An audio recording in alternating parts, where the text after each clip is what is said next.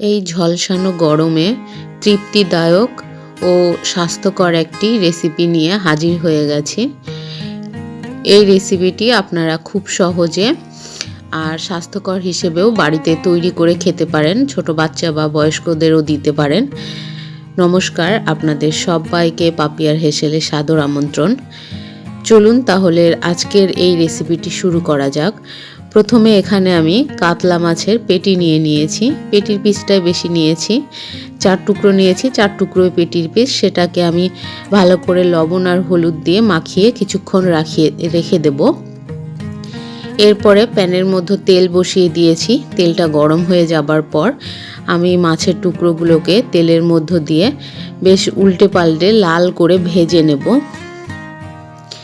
এই তরকারিতে মাছটা বেশ একটু কড়া করে ভাজতে হবে, তবেই টেস্টটা বেশ ভালো আসবে। সেই জন্য আমি মাছটাকে একটু কড়া করে ভেজে তুলে নেব। এবার কড়াই বসিয়ে দিয়েছি, আর কড়াইয়ের মধ্যে দিয়ে দেব 2 টেবিল স্পুন মতন সর্ষের তেল।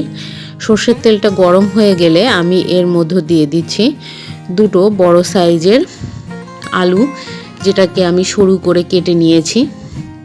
এই যে দেখুন, একটু সরু সরু করে কেটেছি, কিন্তু একটু মোটাও রেখেছি। এই যে দেখুন, কেটে আমি তেলের ভেতরে দিয়ে দিলাম। দিয়ে এটাকে একটুখানি নাড়াচাড়া করে নেব, যেন কালারটা একটুখানি চেঞ্জ হয়ে আসে। এরপরে আমি এর সঙ্গে দিয়ে দেব থোড়। এটা কলা গাছের থোড়, অনেকে ভাদাল বলে, অনেকে থোড় বলে। যাই হোক, এইটা আমি গোল গোল করে চাকা চাকা করে কেটে নিয়েছি। এটাকেও এবার এর মধ্যে দিয়ে দিলাম। দিয়ে একটুখানি নাড়াচাড়া করে নিয়ে আমি এর মধ্যে দিয়ে দেব পরিমাণ মতন লবণ ও হলুদ। দিয়ে এই থোড় আর আলুটাকে একটু ভালো করে ভেজে নিতে হবে টাইম ধরে। এই সময় আঁচটা অবশ্যই লো টু মিডিয়াম ফ্লেমে রেখে কষিয়ে নেবেন বা ভেজে নেবেন। এই যে দেখুন, আস্তে আস্তে ভাজতে ভাজতে আমার আলু আর থোড়টা ভাজা হয়ে গেছে। এইবারে আমি ভাজাগুলোকে তুলে নিলাম।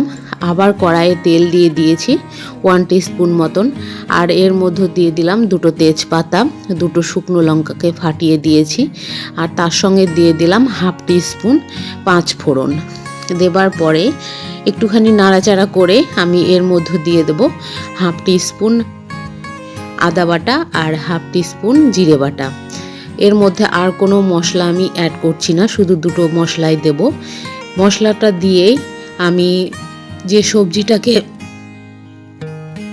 ভেজে রেখেছিলাম সেই সবজিটা এর মধ্যে দিয়ে দিলাম। দিয়ে মশলার সঙ্গে ভালো করে আর একটু কষিয়ে নেব বা ভেজে নেব। এই যে দেখুন, মোটামুটি ভাজা হয়ে গেছে। এই মুহূর্তে আমি দিয়ে দেব এর মধ্যে পরিমাণ মতন জল।